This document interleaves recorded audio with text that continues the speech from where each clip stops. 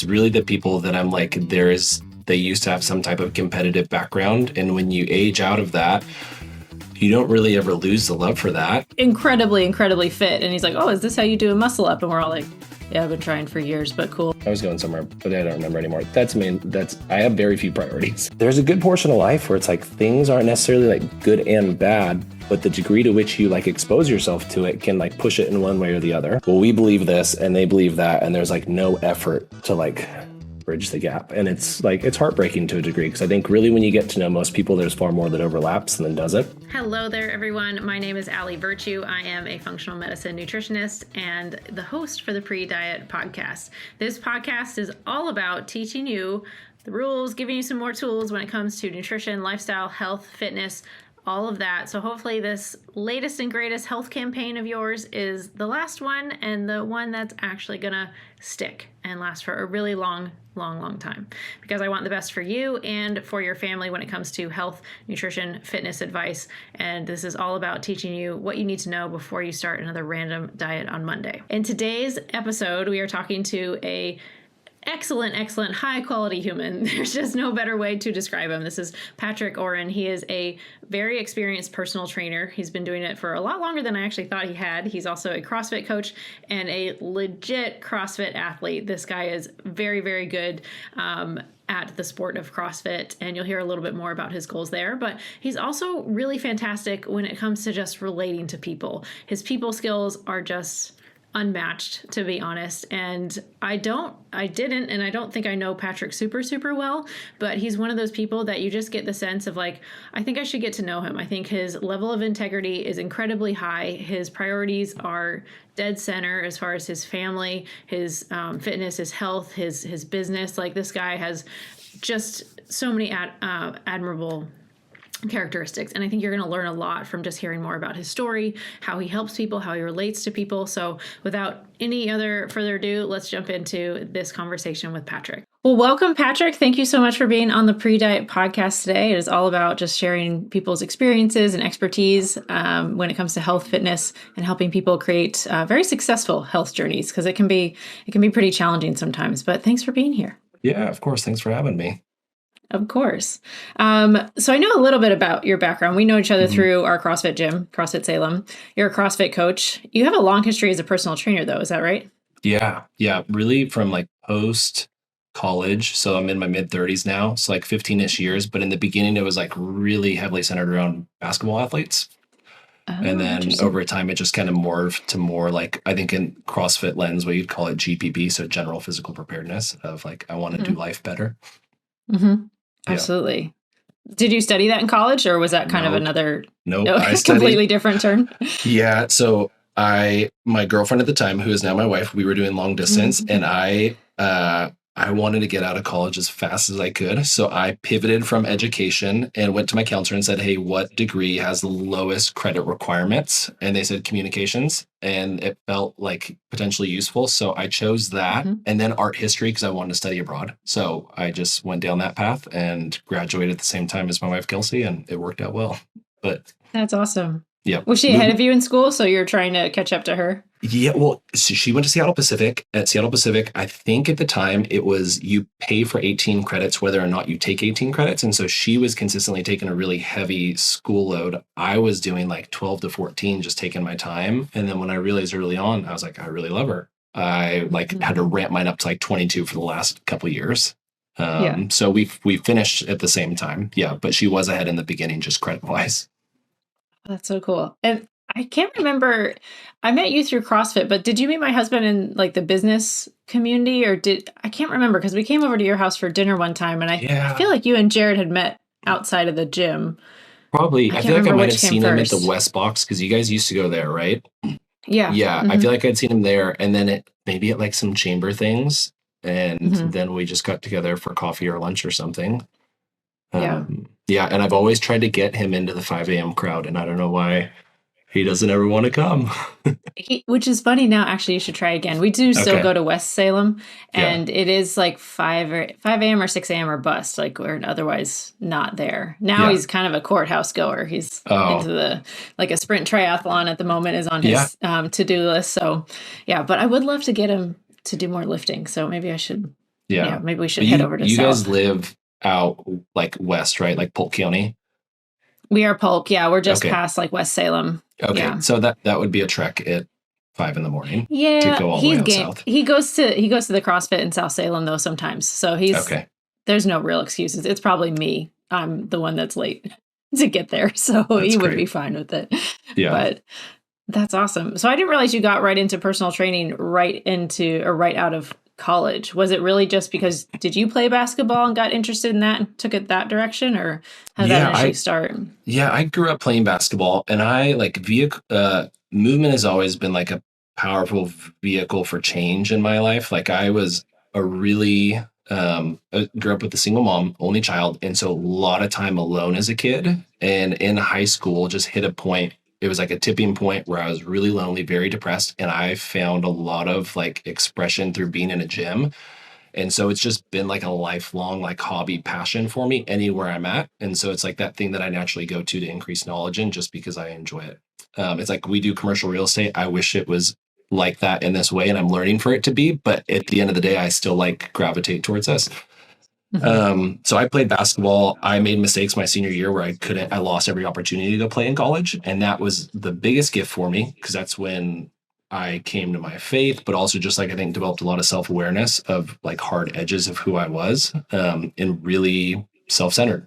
Um, and so in college, it's like you get exposed to a lot of things. And that was so good for me because it was like, what do I actually like want to do? And I was like, I like caring for people through movement. It's probably similar for you. Like you see somebody where they are and where they want to be, and you've been gifted with a skill set that can kind of like fill that gap in.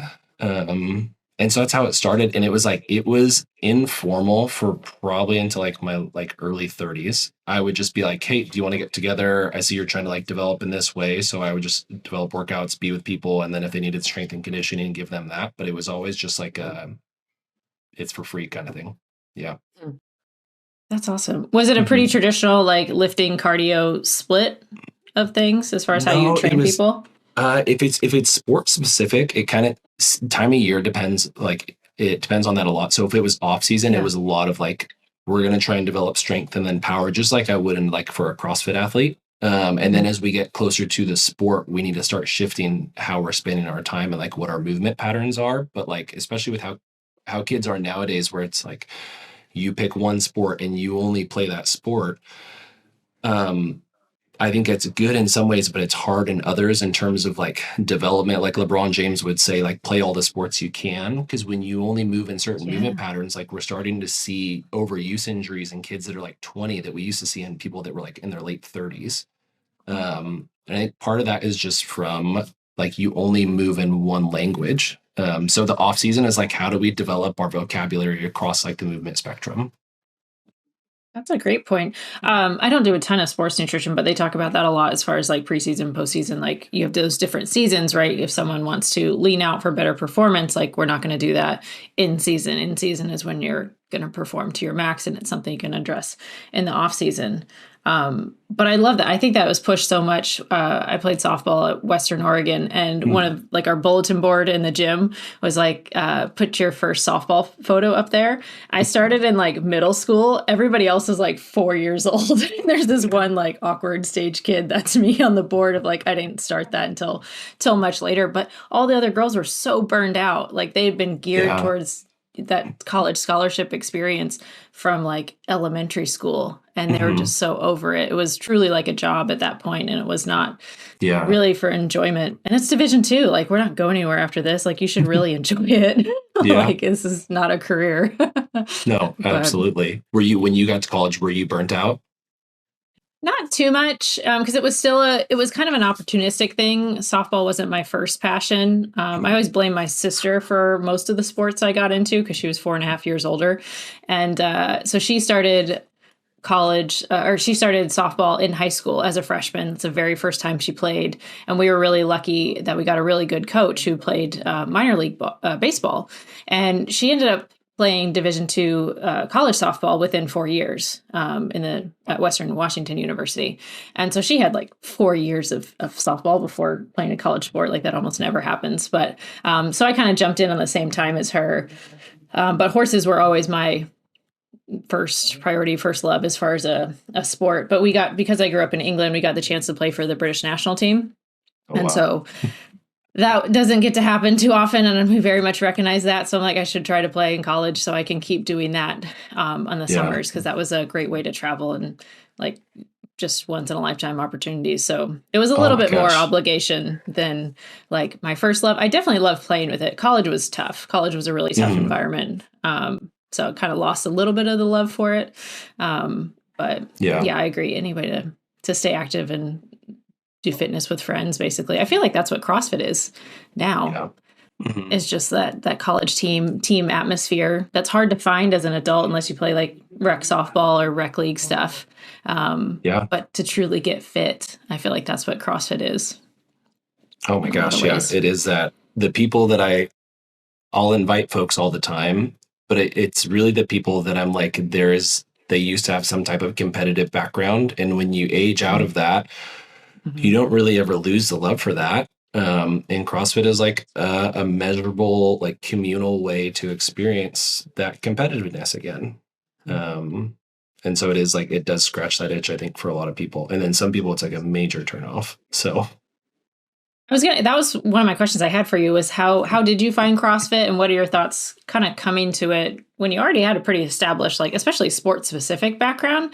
I feel like that's where I usually hear a lot of pushback from people, as if they are highly, specified sports or strength and conditioning coaches. It's like, oh, you do CrossFit, like you don't have a goal type of thing, or it's not sports yeah. specific. But to your point of like general preparedness, it's like generally being prepared for life is the goal, but I get it's not as specific to train for. But yeah, how Yeah. did you find CrossFit? What were your kind of first I, thoughts on it? well, it's funny, I joke, but I hated on CrossFit for so long. I was right. Because yeah, which I do, like, I personally lean more towards sport. Like, I've come to really fall in love with that. So that's like a personal thing, but how I came to it, hated on it. But when COVID happened, that was an interesting thing, because I was at, a local gym, and the gym was then outdoors, and working outdoors at 5 a.m. was not fun. Like, the rower was a water rower, so you had to literally like get the ice to break before it would start going. And I was like, "Ah, this is so hard." And I was pushing my kids in a double stroller on a run by CrossFit Salem, because we live nearby. And I was like, there's people inside. How are they inside? And at that time, the mandate was like 500 square feet per person. So that works fine for a CrossFit class. And I went and I signed up. I met the owner, and he was great. And I was like, I just need a gym space. I don't need to do the CrossFit thing. But then over time, it's like you're in the same space and there's like an interest. And I jumped to a workout and had a lot of fun. But it was one of the first times in a long time where I was like, I wasn't at the top end of performance relative to other people. And it wasn't because of my capacity, it's because I lacked skills and exposure to things. And so that was like that competitive itch that I was talking about, of like, I don't like that. I think I can do better than this. And so really at like around 30, my goal was always by like 35 to get all the skills, and then shift my training to be much more like periodized, of like, I want to get better at the sport of it and just see, like, kind of make semifinals kind of thing with the time that I have in a given week. So that's how I came to it, and then started coaching pretty quickly, because they needed coaches, and yep. So that was That's just a awesome. good fit. Yeah. And it's been fun. I laugh because I do remember when you joined the gym, and the talk around the gym was like, who's this new guy who doesn't know how to do like a thruster, but like is incredibly, incredibly fit? And he's like, oh, is this how you do a muscle up? And we're all like, yeah, I've been trying for years, but cool. So that was really cool to see, just like another true athlete come into the gym and like treat it like a sport. And you did really well in the open. And so I was wondering if, yeah, like the next level was your goal with that. How do you make time for that? And, very involved with work, business, also have a family, which I know is very high priority for you. How do you balance all of those things? And because you're good at all of those, I feel like. Oh, that's kind. I think it was just like addition by subtraction. I know I can't do a lot of things like even okay. And our Kelsey and I's lives are really like, we're all eggs in very few baskets. So we work together in a family business with my father-in-law. We own half of that with him. We're on a plan to buy that out. My mother-in-law is like an MVP of like being with our kids. You know, now they're in school, but until that, like she was the one that allowed us to be able to come to work. So I'd say having very few clear priorities is really helpful. And then I understand like how to place those within the day. Just like if I were training somebody and they're like, hey, I want to get better at a skill, we're not going to put the skill work at the end of the day. We're going to have that be like first things first. So each day is like kind of structured. Like my wife jokes about me being robotic, but I've learned for me and how I was raised in the trauma that I experienced, like I lacked boundaries. And so as an adult, the best thing for me has been like consistency. So when we travel, that's like a dysregulated spot for me that I've had to learn to walk through. But every day it's like I'll wake up at 4:30. I have my like quiet prayer time, go to the gym. But even like having the prayer time before was a big thing of like working out can't be the end all be all. And so if that's the first thing, that's like I'm subconsciously wiring that in as my most important thing. So that's, I think having that prioritization kind of built in through the day has been a helpful thing over the years, right? And it's like you're always refining it and seasons change. Did this drop again? I got a little thing that said my audio. I think you're all right. Okay. It said disable background noise. Okay. I think you're good. Okay. Thanks. So that's, I was going somewhere, but I don't remember anymore. I have very few priorities. Well, I was going to ask, and I think that was a great point. And I think I had a question written down for later, but I was going to ask you basically, what do you subtract to be able to do that? Because that's been a common theme, or talking with clients of like, how do you fit all this stuff in, right? Because it's not like they come to me with like an empty life. They have work. They probably have a family. They don't have like fill 5 hours of my time with gym and meal prep, Allie. Nobody asked for that. But I think that is what ends up happening. People slowly or quickly start to realize that they need to say no to things. What are some things that you've had to say no to in the past that are maybe like pretty normal, typical things that people might be surprised of, like, oh, you know, this is what you've had to say no to make time for family, work, fitness, health in general? Yeah, that's a good question. The first thing that comes to mind is like peripheral friendships. Like I have a list on my phone of a handful of guys that I'm like, those are non-negotiables for me to be a really good and faithful friend to. And then there's another list of guys that I'm like, I want to like touch base with them at least like monthly kind of thing.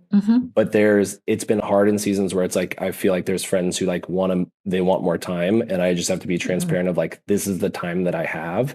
And it's not a personal thing. It's just like, that's my priority. Like people generally know what I care most about. And that I'm like decently vigilant on not letting things interfere with that. Friendships is one of those things. Another thing I'm really grateful for. So we do commercial real estate, which relative to residential, a big difference is most of it takes place during business hours. So rarely am I doing something in evenings or on the weekends. So even when I moved over, because Kelsey's been doing this longer than I have, I moved over about 5-ish years ago. I wouldn't have moved over if it was residential because the lifestyle of that wouldn't have been conducive. And that's the reason I had left my prior job with Salem Health was just, it was too much of a cost. That's really funny you bring up residential, because I'm not saying I'll never work with a residential realtor again as a client, but they probably have one of the hardest schedules because they have no routine. They can be pulled anywhere. They live out of their car. They're totally at the mercy of like whatever business comes up. And that's really hard. That's really hard to have any kind of semblance of consistency. So that makes a lot of sense now that I think of like how regimented you are, how routine, like you're very consistent at the gym, obviously. And that's very apparent when you meet you, which is, you might've thought it was a little bit random when I reached out to like, hey, do you want to be on my podcast? But that's why I wanted you on the podcast, is because I want to just share stories and experience from people that are very successful and being very consistent. And that's very evident, just really having met you for only a couple times before we had dinner. And Jared said the same thing, like his values are kind of written on his shirt. Like it's very clear that his family's a high priority. He's a high performer when it comes to business, clearly takes really good care of his health. And both of us kind of have that natural, like, I don't know, instinctive, like, I really would like to get to know that person, but also really, really have a lot of respect when people say like, this is the amount of time I'm willing to dedicate to this. And that's it. because I feel I get the same flack of like, because I don't really like to drink alcohol and I have no, like, I don't care if other people drink, but that was a theme in college, which was one thing that made college harder as an experience because people were like, hey, come out, drink, party with us. And I was just never going to say yes to that in that scenario because I didn't trust their decision-making skills at the time. And, but when people are okay with that and they have really strong boundaries, I feel like that is really, rare for one, rare, and just it makes everything easier. I feel like that's where you create really successful environments for yourself because those people get your priorities and they don't ever try to be like, hey, just loosen up, Patrick. Like, we don't have to go to the gym today. And you're like, but I want to. Like, this is really important to me. Yeah, they're like they do become like vital signs. Like whenever stuff feels like it's going sideways in life, I'm like, how am I doing with my routine? And usually something's out of order, which is helpful. Yeah. Mm-hmm. Yeah. I like that you have space for prayer and other aspects before the gym too, because I thought that was such a good point. Because so many people, like if they get sick, if they get injured, if something disrupts their gym routine, I feel like that's so hard for people to come back from, and like everything else falls off because they can't, channel that identity of like, I'm a gym goer, I'm an athlete type of thing. I was like, we need to have other things that kind of fill our cup and we can kind of hang on to when those periods of life just come up. It's going to happen. Got to navigate them. Oh gosh. Yeah. I have a friend, which you might've met him. He goes to the gym, but he's had long COVID for like 2 months and he does ultra marathons. Oh, wow. And that's a training that's really hard to take big breaks from and then kind of work your way back up to it. And there's like a ton of compassion for me in that. Cause I'm like, but in that break, you kind of realize there's like some identity work to be done too. And over time, it's like the coaching that I've done was more like exclusively like, how are you doing in the gym? What I get passionate about now and where my hope is things go long term is a little more like pastoral in the sense of just like everything outside of the gym impacts what's going on in the gym, and vice versa. So it's like, how are you doing in your marriage? What's your relationship like with your kids? If you have a faith, what is that like? There's like all these other things. And so I think that's where I gravitate to more like, what are you eating? What's your digestion like? Like these like things that I think become peripheral and kind of written off, but they all contribute to how the whole functions. I had that as a question as well. What are some of those other things outside of the gym that make the gym easier or just, really feed into the system that is like keeping Patrick happy and healthy? What are some of those adjacent habits that help you feel really good? I like the rhythm of how I start my day, end my day is like paramount. It transparently, like it starts in the Bible for me and it ends in the Bible. Like that's every day. And that's like a really helpful thing that I think kind of pulls my brain back. And then I have like a 5-year prayer journal, which I've come to love. I'm in year 3. So it's fun each. So like today, April 9th, I see what I was praying about the past 2 years on April 9th. And it was like, we were getting a puppy 2 years ago, it's like the act of like remembering I'm naturally inclined to be nostalgic. That's a really helpful thing for me that I think just pulls me out of like the day-to-dayness of whatever I have going on and just recognizing like there's a way bigger like picture. So that's really helpful. I think like connectedness to my wife, like our friendship, we talk about that a lot of like, we love each other. Yeah. But it's like, do we always like each other and trying to put work into like, no, you're my best friend. Like I would choose to spend time with you. That, and then my relationship with my son and daughter, Abe and May, those are things. And it's just like little steps, it's like you learn people and then you learn what helps them feel seen and known and trying to like show up and do those things even when you're tired. Food is a big one. Like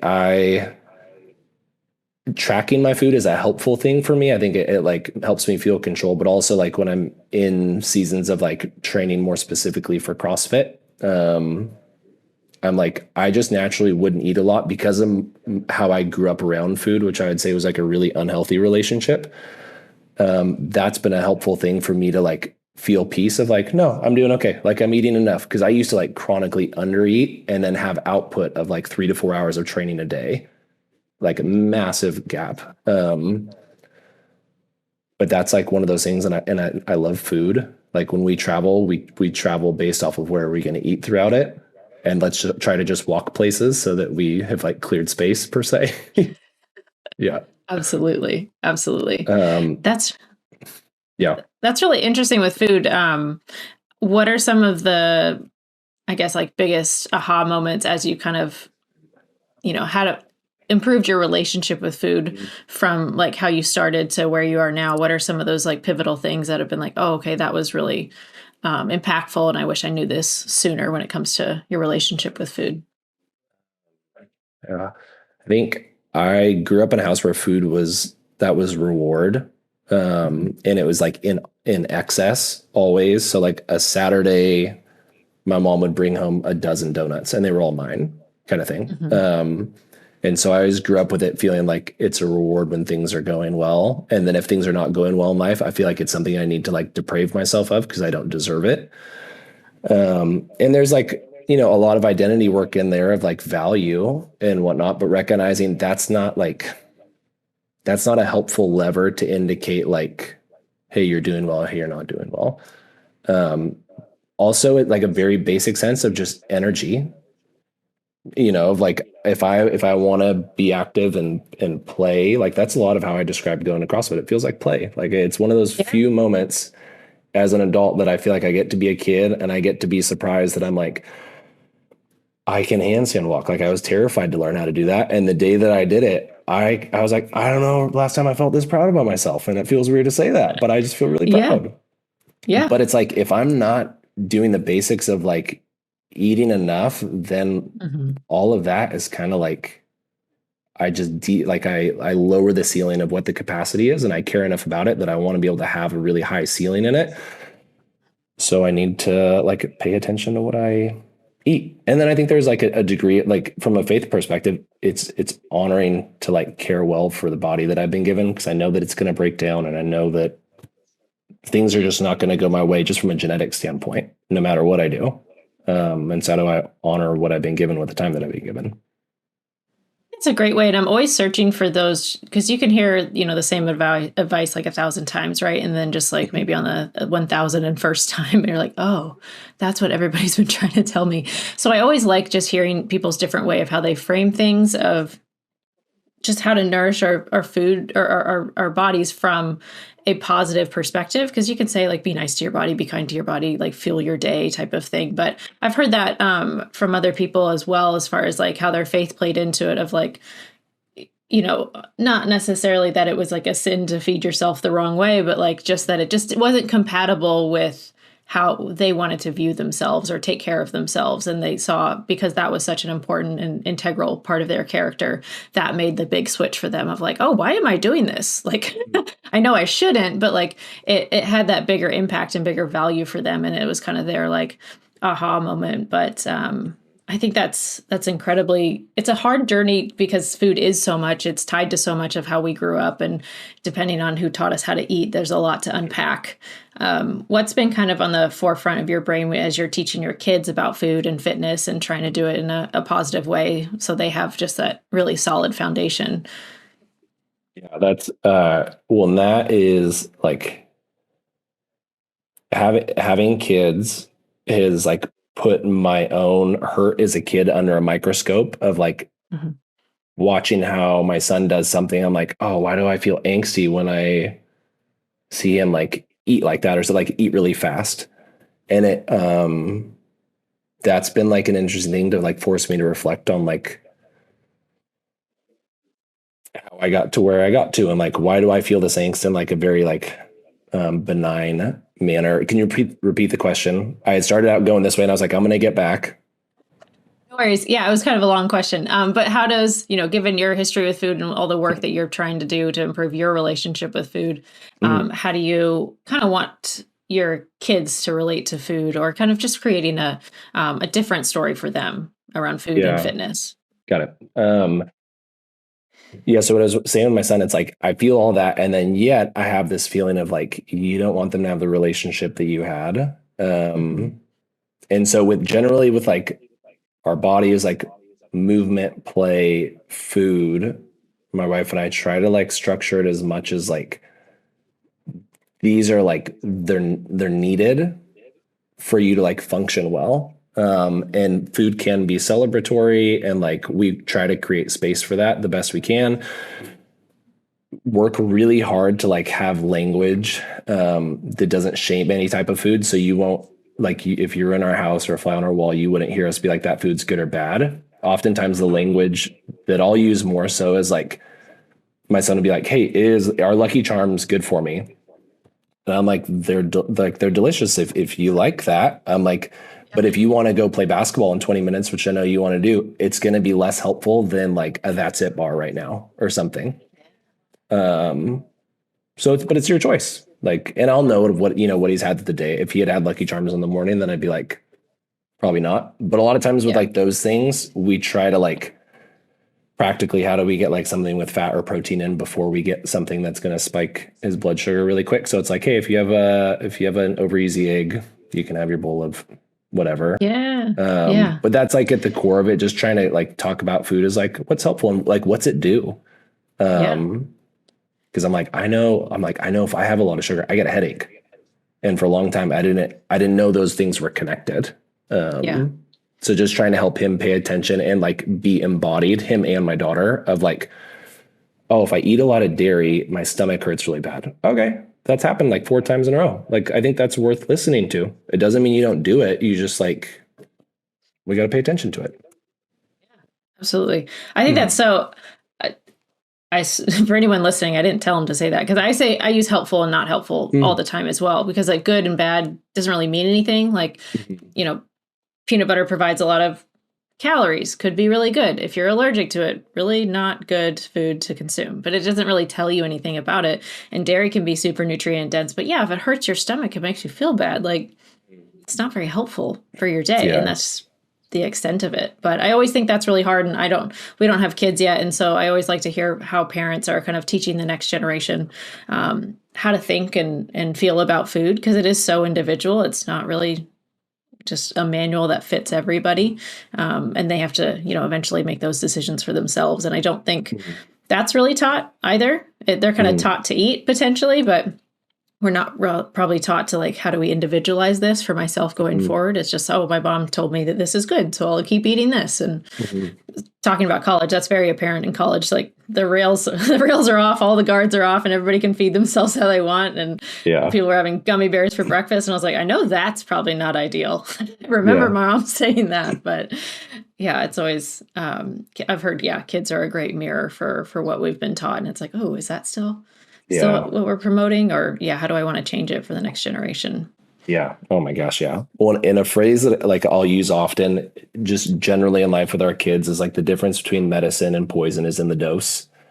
And like, so outside of food, I'm like, there's a good portion of life where it's like things aren't necessarily like good and bad, but the degree to which you like expose yourself to it can like push it in one way or the other.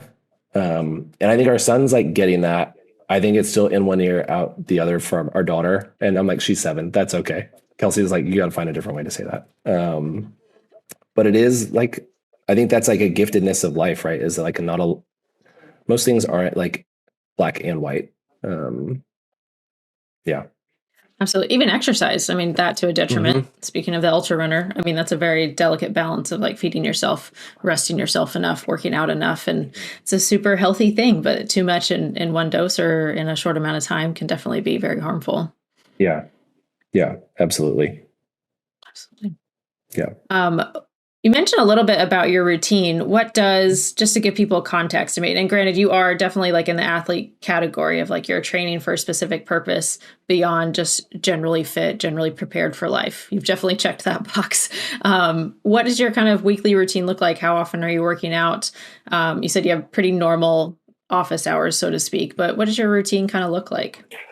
Yeah, for that, I've always like working out for me has fallen into a bucket the further I go in life. Like it's not more important than being with my family. So it's got to be either before people wake up or after people go to sleep. And for me, the preference is just early morning.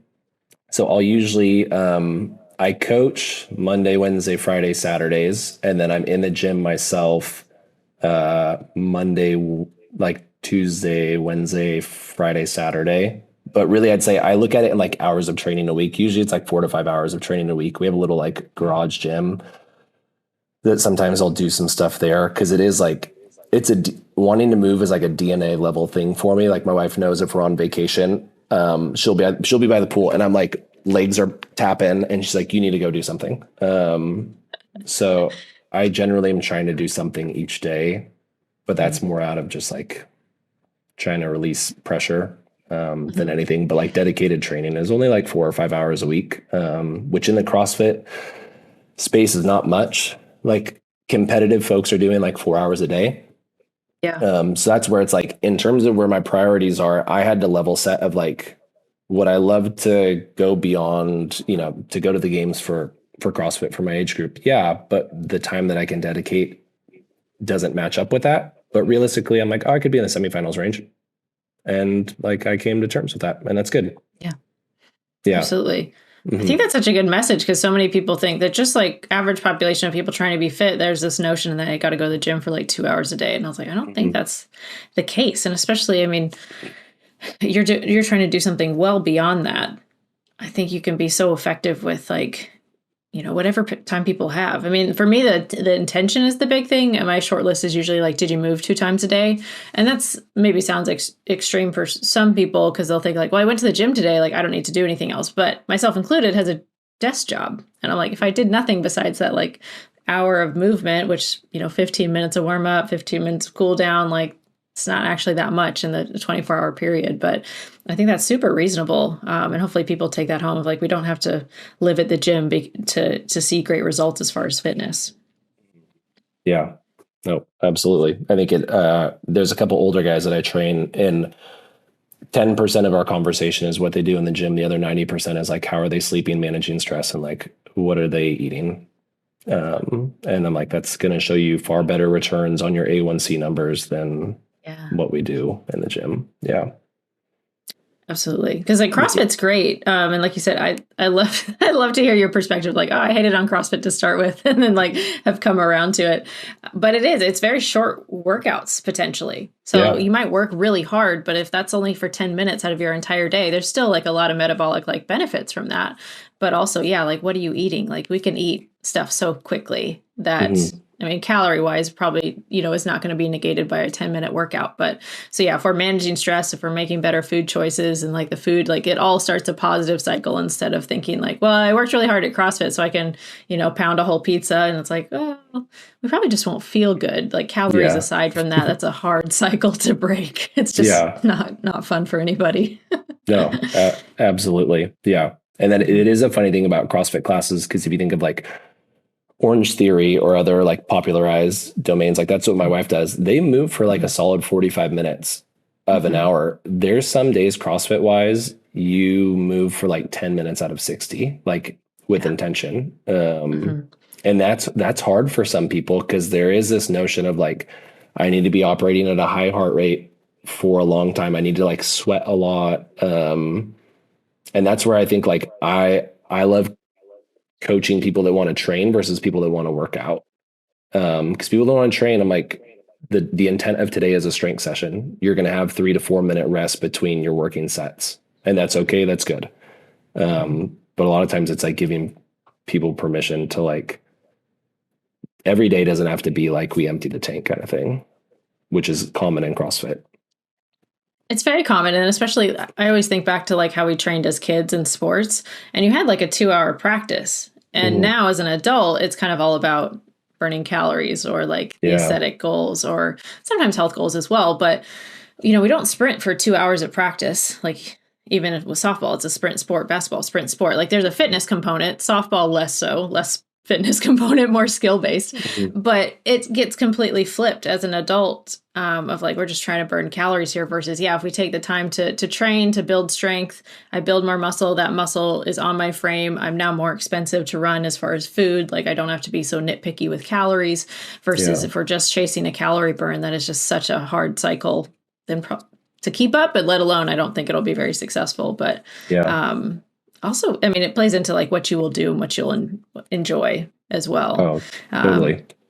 That's like a really good contrast of like how I think how we're introduced to movement as kids is like it's play. That's the output. And then when you shift into adulthood, it is I'm just trying to burn more calories. Hmm. because I need to lose weight. And that's Hmm. like when I partner with folks, a lot of it is just trying to reframe like what their experience of movement is. It's not like something to dread, but I'm like, how do we make stuff fun too? So how do we like gamify things while we're in the gym? And a lot of Yeah. times it's like trying to find them like, what's the sport or the thing you want to move towards? Yeah. And then we just, because it is hard to train for no reason, or Yeah. like to feel like you are. And that's Hmm. for me, it ended up being like, well, the thing I'm training for is also like the sport that I'm training for. Hmm. But for that, I have that they're like an ultra runner. Yeah, it's It's just very like it's helpful specific. if you have like a sport to apply it to. Because then Hmm. that structures everything that we do and like how we eat and how we rest and Is there any kind of questions or like mantras that you'll use either for yourself or for the people that you're training that kind of help them keep going basically when it's hard, when it feels inconvenient, when we're tired? I heard you say like we can do it tired already. Is there anything that comes to mind that are kind of really help those people almost coach themselves and they're like, okay, Patrick told me this. That was a good way to, get myself to show up when I really don't want to. Yeah, yeah. I think it's like in getting to know people, and I work primarily like with guys.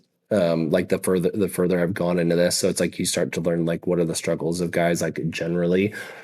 Um, Hmm. but if I can like come to understand what they care most about in life, those are the things that I'm always trying to call them back to, as to like why we're here right now, this thing, and knowing that they're going to leave here and they're going to go to their job and they're probably going to like experience similar emotions, but equipping them the tools of like, how do I go back to the things that I most care about? Knowing that every day, like the energy won't be there, or like the willpower won't be there.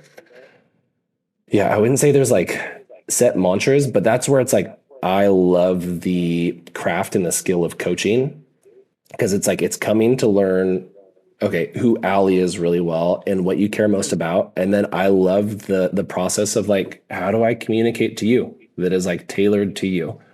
um yeah, so it's like I coach Mondays, I coach like a CrossFit class, and then the other days of the week are like one-on-two or one-on-one, and I love that way more because it's like you develop a relationship, and you come to understand what motivates a person. So in those moments, Absolutely. it's like it's a push and pull of like, okay, I know what's been going on in the past 3 weeks for his life. I can push him a little bit harder in my tone and my presence. And then there's other Hmm. times where it's like they can't do another push up. And I'm like, I sit down crisscross applesauce next to him. And it's like, Hmm. it's just like it's a different posture altogether, but you only know that if you've like spent the time. So Hmm. that's my long Absolutely. answer to no, I don't have like set mantras.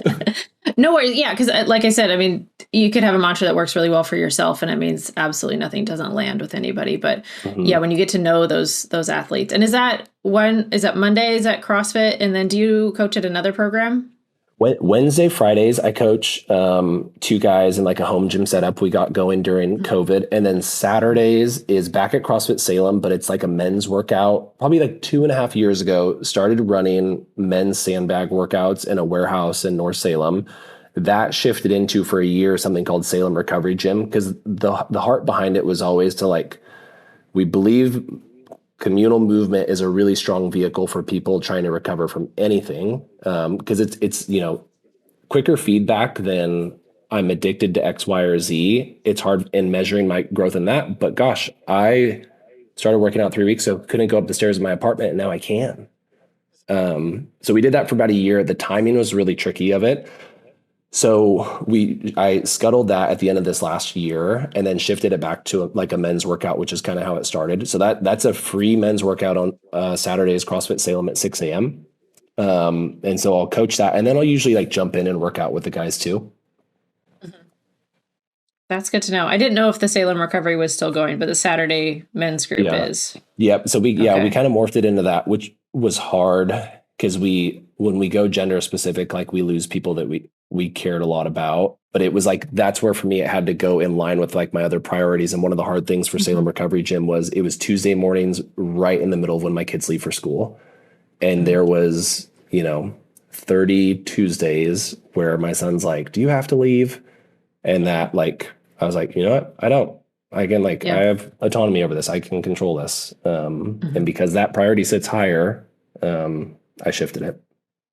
I think that in itself is just so many of these things. Like it makes me think of client calls where I've had where people will say like, "Oh, I can't. I have to do this." Mhm. And that would have been, I feel like, an easy one of like, "No, I committed to running this program or running this class. Sorry, I can't." But like those are the reasons why feel like so many people could learn a lot just from honestly listening to you talk about how you run your day and run your week is so helpful, because I've definitely got myself stuck in those scenarios where it's like, I think I'm in between a rock and a hard place, right? And it's like, I can't change this. And Jared's really good about like, you could change that. It's just, it would require doing this other hard thing or saying no to this. And he's really good about saying like, why are you doing this thing that you don't want to be doing in 5 years? Why are you doing it now? And I'm like, shut Mhm. up, stop. Stop Yeah. being so logical Yeah. and Oh so gosh. wise. The gift of a partner. I just, Yeah. yeah. Yeah. Yeah. Yeah. We talk about kids being a mirror. I mean, your spouse is like, I heard you say this the other day. And then I also heard you say this. And you're like, it's unfortunate that you remembered both of those things in that It moment. Yes, is. I did say Yep. those things. Thank Yeah. you. Hmm. Great accountability. What holds you accountable? Because nobody's watching. You're very fit. No one's like, Patrick should really get in shape, which I feel like is what a lot of people will tell themselves of like, hey, I really got to get in shape for my health. You're very healthy. So what holds you accountable? Is it your own goals? Is it, what keeps you kind of working hard on this stuff when we are tired and, time is tight? I think, so my dad passed away when I was young, when I was 4. And from a young age, I've always had like an urgency with life, like a massive fear as a kid of, tragedy coming to me or my mom or people that I cared about. And so I think there's always been this hard wiring of like time is short. And there's an author, G.K. Chesterton, and I don't remember it because it's like a paragraph and a half, but there's a quote and we have it up in our house, but it just talks about like how short time is. And I think it's talking about like God being willing to do simple things over and over and over again. And that, like, I've always just taken heart, especially with kids who are like, hey, like, you want to come shoot hoops? And I'm like, I'm exhausted. But I don't get this time back. Yeah. And I remember like holding our babies in the hospital, and I would get reprimanded by the nurses for falling asleep with them on me, which I know is not safe. I get that. Yeah. Yeah. But so often I was like, I don't get this time back. Yeah, that's one of those examples. But like in terms of how do I keep myself accountable, there is like an internal like litmus test of like, how am I using my time? And one of the most privileged things I can like say in where our life is now is like, I don't regret a second of where my day goes. And I get that that's a gift. Not everybody's in that situation. But there's that. And then I have like with Kelsey and I, like we're like open books with one another, and she has full autonomy to like see and name things in my life that are like out of line of what my priorities are. And then another like helpful thing in the past like months, year-ish has been, I have like a dear friend that is a like confessional level friend that we connect on Mondays. Like one Monday's a 10-minute call, the next one's a Zoom call, and then the third meeting's like an in-person meeting. And we just go through that cycle. And the gift that that's been to me in life, to feel like I have a safe place. And the question that often comes up is like, what is the most important thing you have to confess this week? And it can be big stuff or it can be like little stuff. But just having that has been a gift of accountability. So those are, I think that, and then because there's so few priorities, people tend to know me well, that if I'm like different at all, they notice. There's not a lot of places to hide. But I'd say that's intentional for me. Like I exist better in the light than I do in the dark. And so I've tried to shape as much as my day to be like in the light with people. That's an awesome way to put it. I love that. I never really thought about that, but like, because when I jump on a call with like a new client, quite often they'll treat it like a confessional of like, oh, well, I had 8 brownies yesterday and then I had 2 cookies the day before. And I was like, this isn't really like a time to confess, but I can see like in an informal setting with a friend, how that can be helpful when you're just bringing to light things that you don't want to do for yourself. Kind of like almost like self-coaching of like, I did this and it wasn't really aligned with what I wanted. Otherwise, I feel like time goes by so fast and we don't always have the time for like awareness to be like, I really wish I wouldn't have done that, or I wish I would have done this instead of that, instead of just kind of glossing over it. Yeah. Yeah. So how do you, when you have those folks who they come into it with that mindset, how do you kind of coach them through that to a different place? A lot of times I'm asking why they feel bad. So Hmm. instead of just saying like, it's bad that you ate all the brownies or whatever, I was like, how did you feel after that? And usually they say I Hmm. felt awful. And I'm like, well, I want the best for you. I want you to feel good. You're here to improve your health. I know that doesn't really necessarily improve your health, but more so I don't want you to feel bad. Hmm. And so I don't want that for you. And then it's, coming from such a positive place because I don't want to be the food police. I was like, you're not going to get my back up about whatever you tell me that you eat. Like, I just am, you can tell me you ate the entire fridge and that's like, I Yeah. don't really have a response for you. I just know that probably didn't make you feel that great. Probably Hmm. didn't align with the things you told me that are important to you. Hmm. So maybe we come up with a plan. Also, kind of doing a little bit of an autopsy. I'm like, what led to that, right? Like you were talking about all the other things that might lead to someone missing the gym or not feeling great in the gym.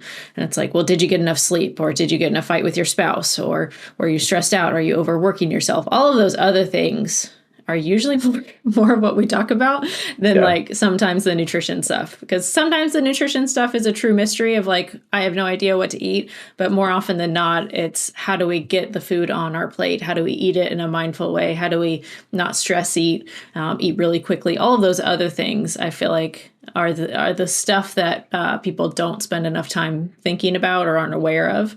And so that's what we end up talking about a lot. And some people will say like, oh, this feels like therapy. And I was like, well, it's not what I'm qualified to do, but I'm happy to talk Yeah. about lifestyle. Yeah, totally. But that's like, and I think that's like what separates people, right? Because it's like you could, with how AI is now, I tell people I'm like, you could go get a strength and conditioning program that is probably better than I can ever write for you. And maybe I don't know for your field if that's similar to a degree, but it's like what they can't get is a person who like sees you and knows you. Um, and that, yeah, that's cool. Good for you. Absolutely. Full disclosure, like when people ask for recipes, I can, before AI, I would Google, I want a low carb lasagna recipe with 20 grams of protein per serving or something like Hmm. that.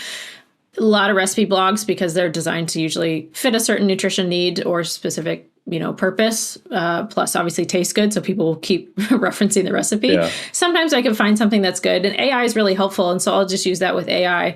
It doesn't usually get the macros 100% correct, but it's pretty Hmm. close, and I'll use that for generating recipes. And it's again what you ask it to give you, and I'll usually have better prompts than what people might put in there. I also have the background knowledge to fact check it of like, actually, that's not going to work. Yeah. Or that's way more calories or way less. Quite often, it's actually less. Quite often, when you punch in a Oh, interesting. recipe and it gives you the printout and I put it into an actual app, Hmm. it's way less calories because it probably thinks I want lower calories in general. Okay. And so it'll give you like a 300 or 400 calorie meal. And I'm like, it's not really enough. Yeah. Um, so, but yeah, I use it as a tool. But again, Hmm. I'll provide a lot of recipes for people, a lot of inspiration. I always kind of teach people what I'm really wanting as far as like, I need a protein source, I need some vegetables with fiber in them or other fiber sources, some starch, and I need you to stop before you feel too full type of thing. So I'm like, whatever the food is, like if we follow those basic framework pieces, it works out all right. And most people need to talk to a human. Like you said, like Yeah. they could have the perfect workout program printed out for them, but it's that person in the gym asking them like, what's up today? You feel off. And I feel like you can't Hmm. push. What's the reason you can't push today? It's that human element that I think is still going to be incredibly useful, that we're not going to get from AI. Yeah. Absolutely. Mhm. Yeah. Awesome. Let's see. I'm just trying to think if I forgot to ask any other questions, but there was so many pieces. Oh, I did write down a note in the very beginning. You were talking about hard edges. Do you have kind of like non-negotiables for yourself as far as like fitting all of this stuff in? Is there things that like, when you say hard edges, is that just kind of like staying really defined with like how you want to spend your time, who you are as a person type of thing? Yeah. I mean, not so hard that like everything's a no. I'd say most things like will get consideration. Um, but if it's like, I think of like in the evenings, I'll usually not commit to more than one thing in an evening a week. Um, That's like a baseline one. Like if something is going to bump a morning to like train, depending on what it is, like I usually don't do that, which that's the nice thing of working out at 5 a.m. There's very few things that ever compete with that time, which is part of the reason why I put it there. But yeah, really, it's just like the time piece, like what I was talking about with the urgency. I'm like, if something's going to interfere with time with my family, so often I think like our kids are, our son turns nine tomorrow. So he's halfway in our home and our daughter is 7. So I'm like, we have 10, 11 years and then God willing, like there'll be life after that like time will open up. So until then, I'm going to be pretty vigilant about like the margin that we have. So not like, I'd say those are the hard edges I refer to. Yeah. These kind of principles we've been talking about also like bled into business for positive repercussions there too. Is it pretty universal? Yeah. I'm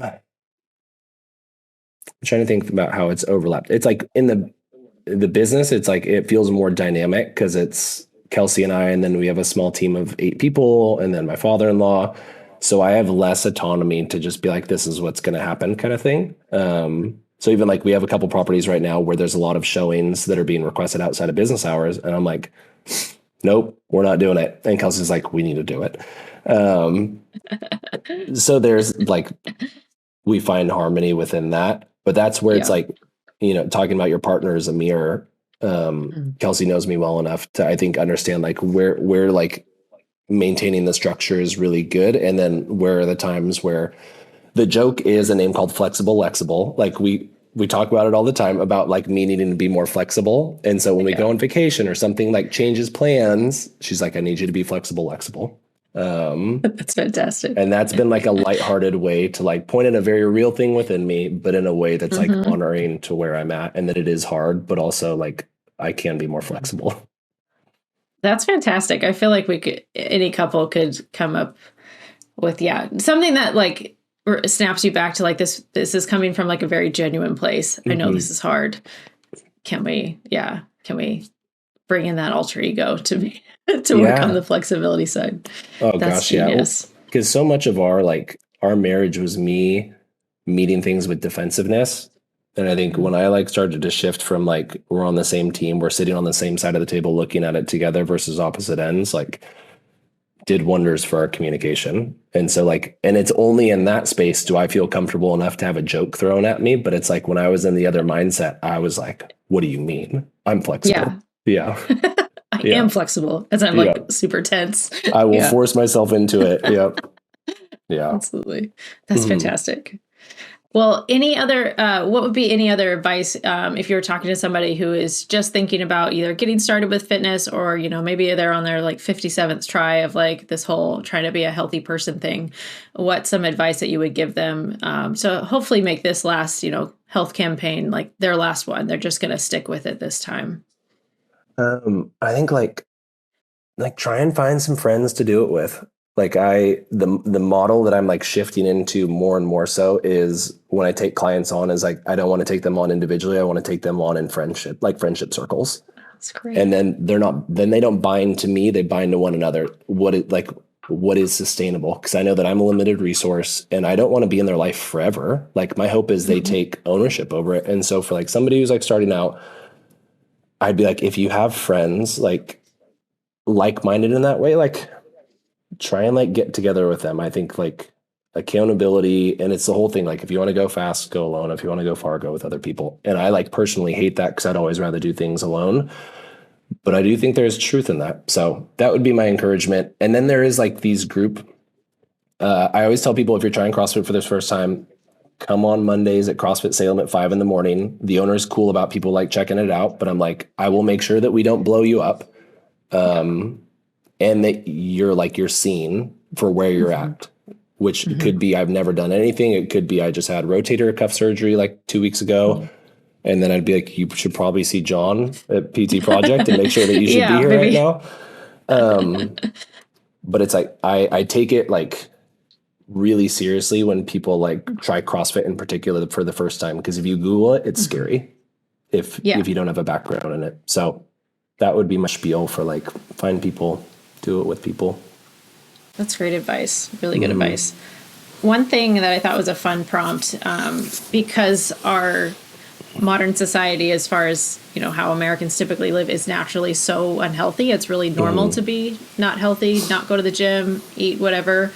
If there's something that you could kind of snap your fingers and change and make this the new normal, does anything come to mind? Whether that's, you know, whether it's like people have said like alcohol, or like making it more normal to walk, or just be more self-accepting of people that are, you know, in different stages of life. Is there anything that comes to mind of like what you'd love to see as be more normal for everybody to just make our population healthier?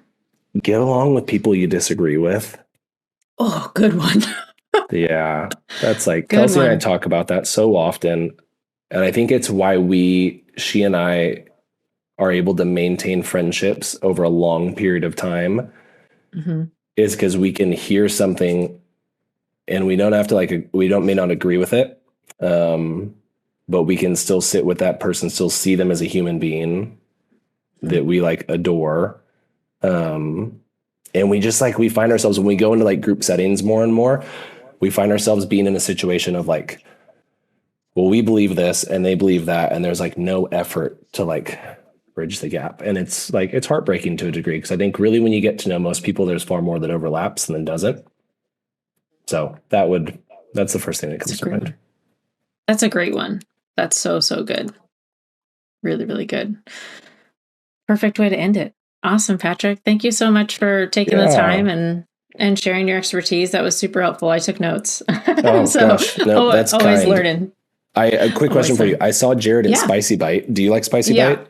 Oh, I've had because they cater for some of the chamber stuff. So I have had them through some of their catering stuff. Actually another event. So I have. I actually it put me off at first because I don't like spicy food. Yeah. And so now when the owner comes to greeters and other chamber things, he says, "Spicy Bite. We also have things that aren't spicy." And it was really helpful because I was like, I wasn't going because I thought it was all spicy. Yeah. No, it's an intimidating name. Oh, that's great. Yeah. I saw him there the other week and I was like, this is great because you would just text me. So I really appreciate you reaching out. I think I had said over the text, I was like, gosh, I've never done one of these before. And I was like, I don't know how much I can offer you. So I hope there's some nuggets in there. But it was great getting to chat with you. I think you're doing very worthwhile work for people. Oh, thank you. Thank you. So keep it up. It's a gift. Oh, thanks. Absolutely. No, I know it seems like random when I text you because we don't see each other across paths too much in the gym, and I see Kelsey occasionally at some chamber things, which is always nice. But it reminds me when I hired a business coach years ago, we were at a conference and there was another business coach that was kind of very much like a bro and very obviously successful. And I remember talking to somebody else, I think I'm going to hire Christy. And they're like, well, why don't you hire Jason? And I was like, Jason, he might be very successful in business, but I want nothing to do with him. I don't want to hang out with him. I don't want his life. Whereas Christy was a mom of three, running a very successful business that also had a very wholesome message and really just everything about her, how she lived her life was very admirable. And I felt the same thing when me and Jared met you of you can see your priorities a mile away. And that's something that I'm really interested in. And we have I feel Jared has a lot of friends.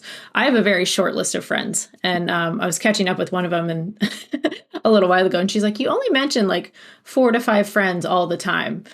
She's like, do you need more friends? And I was like, I don't think so. Because I think I have such great friends that I'm not really interested in superficial relationships. And that's not to be a negative thing of I feel so my cup is so easily filled by those few people because they're so good and they're so genuine. And I just love spending time with them and I'll do anything for them. But I don't need a long roster to make me feel like I'm a loved or, put together person. I feel like quality over quantity definitely hits home with that. Oh, absolutely. Well, and I think especially it's interesting watching people as they age, how they choose to spend their time. And they often, which I've heard it say, it's well, it's because people are dying, but it's a lot of times older people, 70s, 80s, 90s, they have a handful of 1, 2, 3 really good friends, but they're we've been friends since we were 14. And there's wisdom in that of how do they choose to spend their time? The people who know that their time is like most limited. So I think you've chosen, I don't know if it's the better path, the more helpful path. Yeah. Yeah. The helpful one. Well, it is when like life is really full of great things. And I do feel like that. I feel very passionate about my work. Obviously, I love spending time with my horses, with my family, those select friends, and doing some community things as well. But also trying to be selective with the stuff we say yes to, and not be everywhere, because then it dilutes the experience or how present I can be. So I think that's really important too. And honestly, it helps keeps me motivated and consistent with the other stuff as far as like eating well. Because I used to struggle with like binge eating or overeating, but then when life got really good, I was like, no food can taste as good as like how rich my life is. So if I focus on my life, like food is for enjoyment, but it's also to fuel all the cool stuff I get to do in life. And I need to feel good to do that, versus like, focusing on the couple seconds or minutes I get from like tasting really good food. That's just a smaller portion of what life has to offer. Yeah, absolutely. Awesome. Yeah. No, cool, that's Patrick. great. Thank you for making the time. Awesome. I appreciate it. Of course. Likewise. Hopefully I'll see you in the gym sometime soon. Yep. 5 a.m. You know where I am. Yeah, exactly. Awesome. Yep. Take care. All right, that's what I have for you today on the Pre-Diet Podcast. Thank you so much for listening. Before you go, I would really, really appreciate it if you could take the time to follow or subscribe wherever you're listening to this podcast. And if you could leave a review, preferably a 5-star review on Spotify or Apple Podcasts, this would really help this podcast reach new listeners. Please share it with a friend. If you're watching on YouTube, make sure you subscribe to the channel, leave a comment, like it, share it.